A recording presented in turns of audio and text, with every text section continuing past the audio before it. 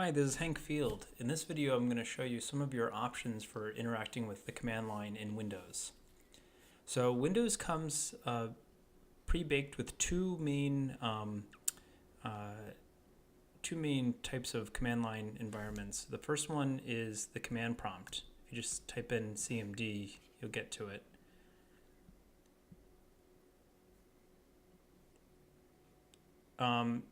So command prompt has very specific commands that it understands. And so I'm just going to keep this off to the side right now. It actually isn't very useful for what we want to do as we get into using the command line environment. So I just want to show you that this thing exists, and then I'm going to show you a way that we can interact with it a little bit more in a more useful way.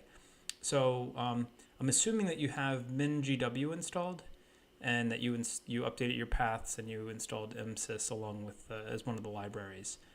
If you've done that, then one thing you can do once you're in command prompt is you can enter into bash. Bash is an acronym that stands for Born Again Shell, and shell is just a textual command line program that lets you interact with the system. So the main shell that you have inside of command prompt is the batch shell. That's not the same thing as bash. It's batch, and that's a Windows environment. If we type in bash though, that will send us over to the Born Again shell. It might take a moment to load, and you should see some color show up.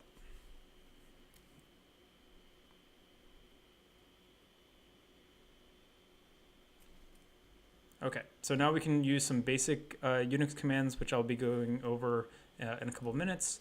Like ls, which lists all the files in your directory, and things like that.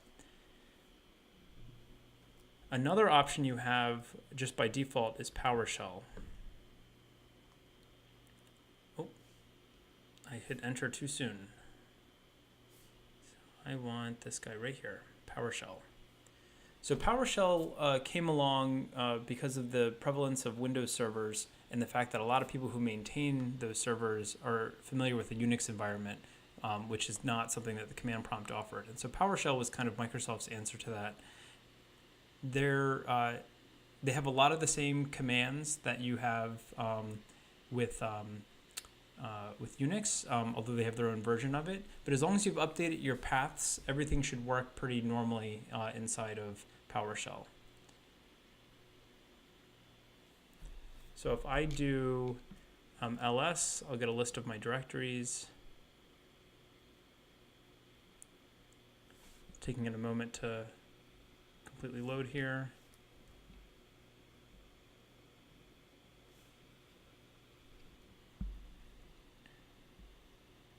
I'm running all of this inside of a virtual machine, so it's a little bit slower than I'd like it to be.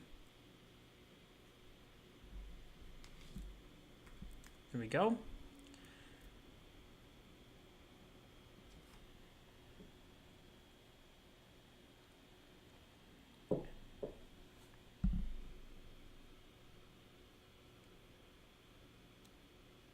While that's busy thinking, I'm going to head back over to the command prompt, and I'm going to type exit, and that'll kick me back over to the regular batch environment. You can actually use some of these same commands because it can still see them.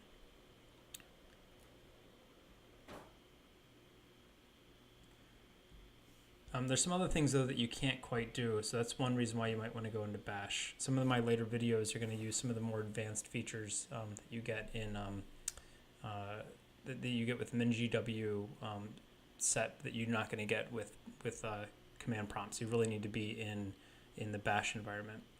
Okay, so PowerShell works. That's another option you have. Now I typed ls multiple times there while I was waiting for it to load, so that's going to kind of have to do its thing. Some other options you have are, if you happen to have git installed, and if you're not sure what that is, don't worry about it, then you'll have something called git bash.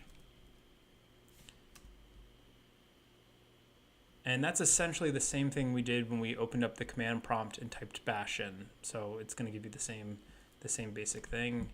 So that's just a quicker way to get there, and you don't have to type in the bash command. I'm going to show you one more option, and that is to install something called ConEmu. And I'm going to actually navigate over to my website because I have instructions for installing this. And so if you get lost, you can follow along there. So I'm going to go to hankfield.org.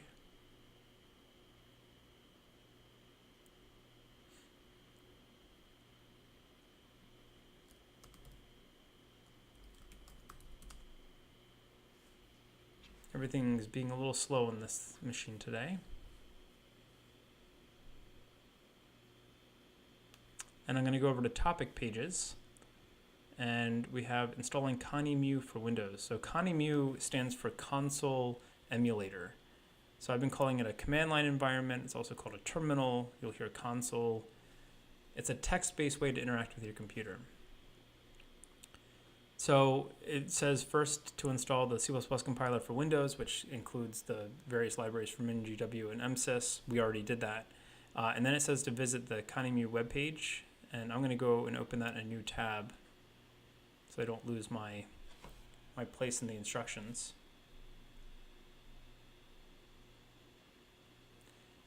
And I'm going to say download.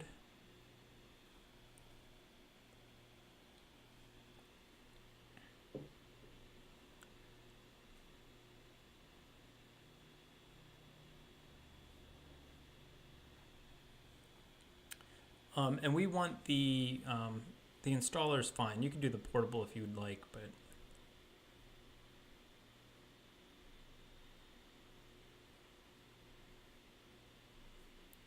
we'll say run.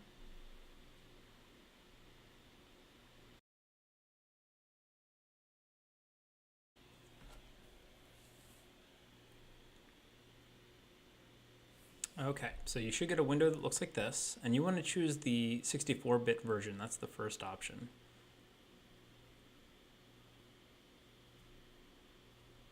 And we'll say that we would like it to modify our system.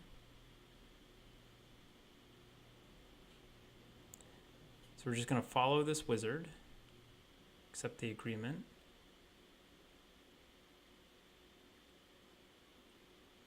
And we'll hit next. Install.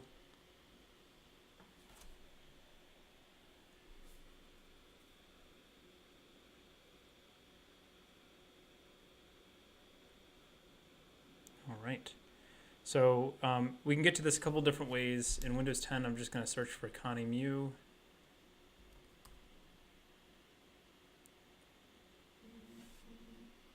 Oh, which is not showing up inside my list of things right now.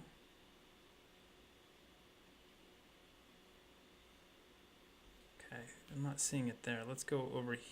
Let's get out of, sorry. Okay, so I've got a desktop shortcut here, so we'll just click on that. Okay, so let me go back into the instructions real quick. I'll put this over to the side, and I'll open up my instructions and just kind of make it a little smaller. So what we want to do here is, on the very first startup, we'll get something that looks like this. We want to change the startup shell. So by default, it's going to use the system command prompt, but we want it to use our MinGW bash. If you happen to have Git installed, then it'll also give you the option of Git bash. They'll be the same thing. So, but you want to select one of those bash shells, and that way every time you start it, it's going to be in the same, it'll use the correct shell, and you won't have to actually type in the bash command. Okay, so this walks you through all of that, and so we'll hit OK.